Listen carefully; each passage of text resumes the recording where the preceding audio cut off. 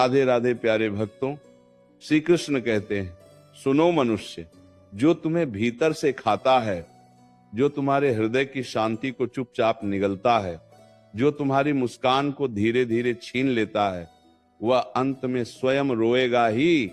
ये प्रकृति का अटल नियम है।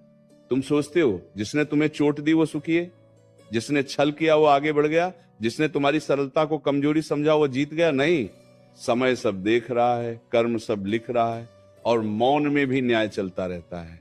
तुम आज टूटे हो, ये सच है, तुम्हारी आंखें नम हैं, ये भी सच है, पर याद रखना, जिस व्यक्ति ने तुम्हारे मन को खाया है, जिसने तुम्हारी आत्मा को घायल किया है, उसकी अंतरात्मा एक दिन उसे चैन से सोने नहीं देगी।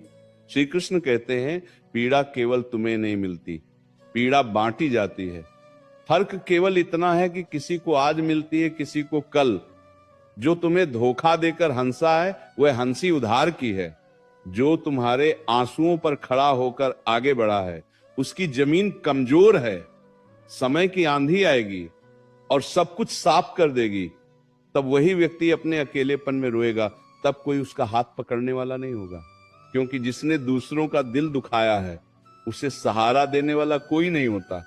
श्री कृष्ण कहते हैं, तुम बदला मत लो, प्रतिशोध मत पालो, क्योंकि बदला तुम्हें भी उसी अंधकार में ले जाता है जहां तुम्हें धकेला गया था। तुम शांत रहो, तुम स्थिर रहो, तुम अपने कर्मों को पवित्र रखो। जिसने तुम्हें खाया है उसका हिसाब प्रकृति खुद करेगी। तुम अगर आज चुप हो तो इसे कमजोरी मत समझो, ये तुम्हारी आत्मा की शक्ति है। शेर जब शांत बैठता है तब भी जंगल उसका सम्मान करता है।